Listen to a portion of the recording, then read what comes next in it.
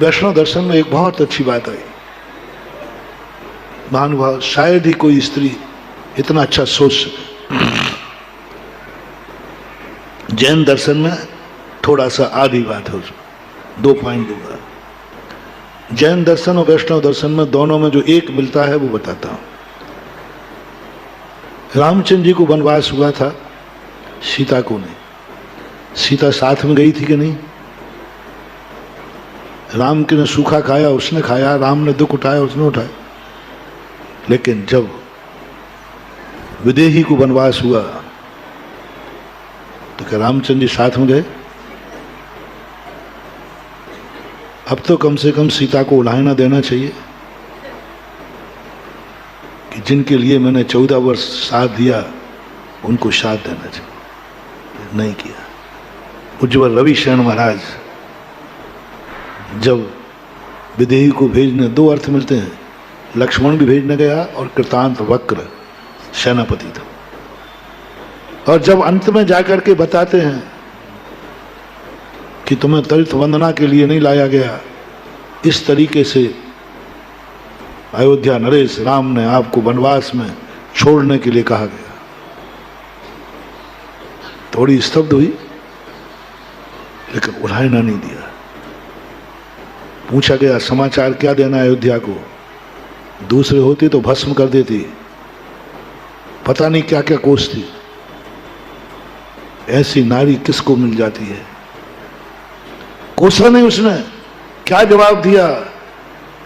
जैसे दूसरे के बहकावे में मुझे छोड़ दिया है, ऐसा किसी के बहकावे में धर्म मत छोड़ देना। मैंने जब ये पढ़ा तो मैं तो कई दिनों तक मैं वही पंक्ति ही पढ़ता रहा। मैंने कहा ऐसी भी आत्माएं होती हैं क्या? ऐसा भी सोच होता है? क्या नहीं किया विदेही ने राम के लिए? क्या नहीं था रावण के पास? कुछ नहीं। और आज उलाहना देने को तैयार नहीं। इतना भी नहीं पूछा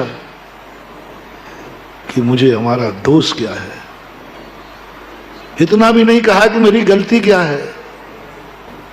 बस इतना ही पूछा किसने भेजा है? बोले आपके पति राम ने। बस खत्म हो गया। इतना तो पूछा था, ये आदेश किसने दिया है? बस उसने कहा राम, बस खत्म हो गया। बोले इससे बड़ा मालिक मेरा कोई था ही नहीं, उसी ने आदेश दिया है तो जरूर मेरे हित में ही होगा।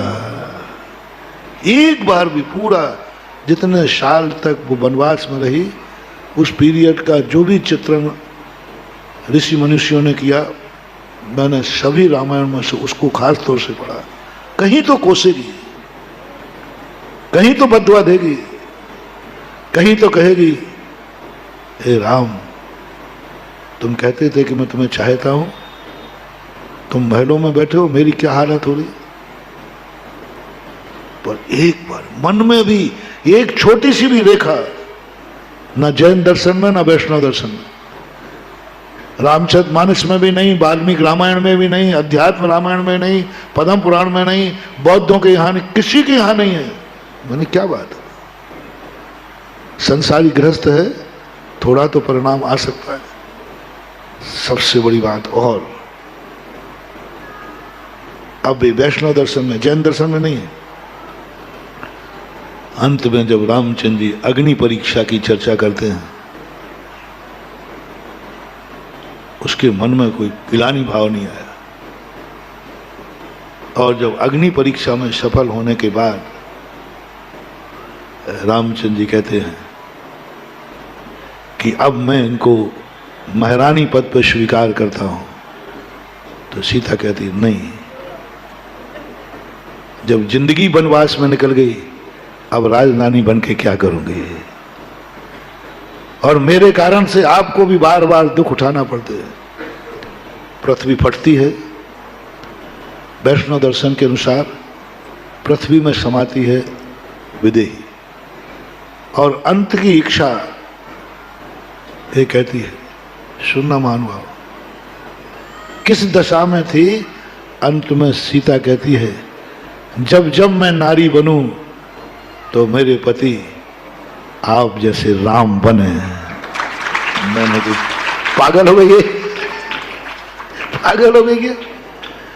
अरे ये कहती कि चाहे कुंवारी रह जाऊं लेकिन, गजब, क्या बात है।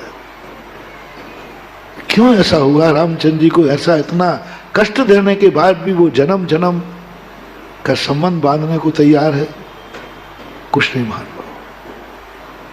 माता कौशल्या आदि सबको बस कभी कभी आपने, आपकी माताओं ने, आपके परिवार ने पर घर से आई हुई बहू को इतना प्यार किया होगा, इतना सुख दिया होगा कि उसने जाकर पीहर में कहा होगा, ये हमारा पीहर तो कुछ भी नहीं है जो हमारी ससुराल है।